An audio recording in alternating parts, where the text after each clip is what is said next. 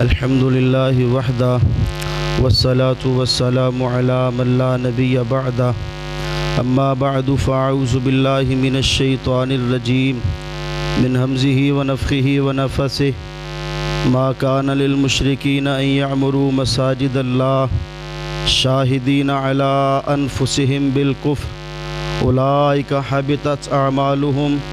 وفي النار هم خالدون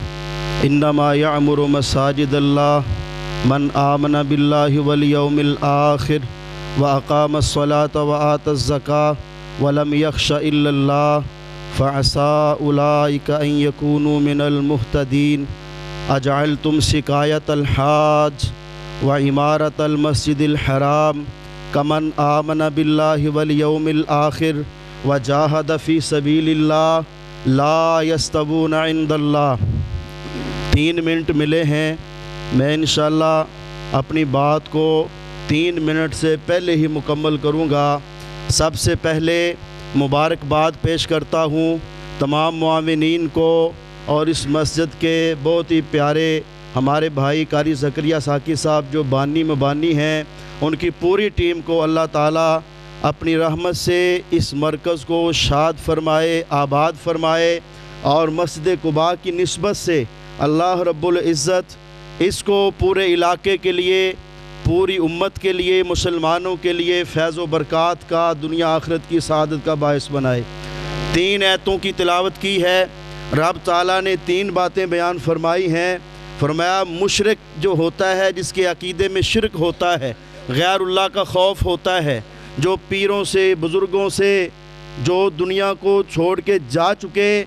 اور آخرت کی طرف اپنے سفر کو جو ہے وہ شروع کر چکے، دنیا چھوڑ چکے، جو ان سے ڈرتا ہے ان کے فوت ہو جانے کے بعد، ان کو مشکل کشا، حاجت روا سمجھتا ہے، اللہ فرماتے ہیں وہ ایک مسجد نہیں، وہ جتنی بھی مساجد بنا لے، اس کے عقیدے میں کفر ہے، اللہ اس کی مسجد کو قبول نہیں کرتا ہے۔ اور اللہ تعالیٰ فرماتے ہیں ایسے مشرک بغیر توبہ کے مر جائیں تو ہمیشہ جہنم میں رہیں گے۔ اگلی آیت میں اللہ تعالیٰ نے فرمایا مسجد کو آباد کرنا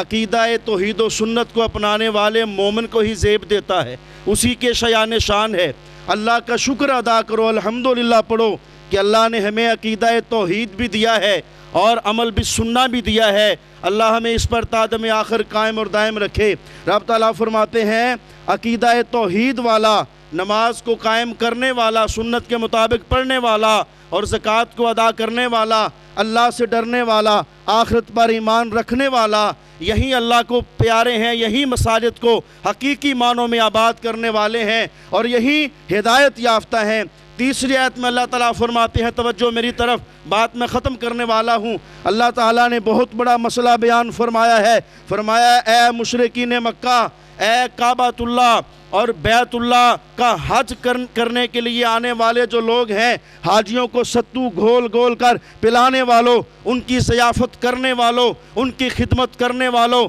ان کا اکرام و احترام کرنے والوں، تم نے کیا سمجھا ہے کہ تمہارے عقیدے میں شرک ہے، کفر ہے؟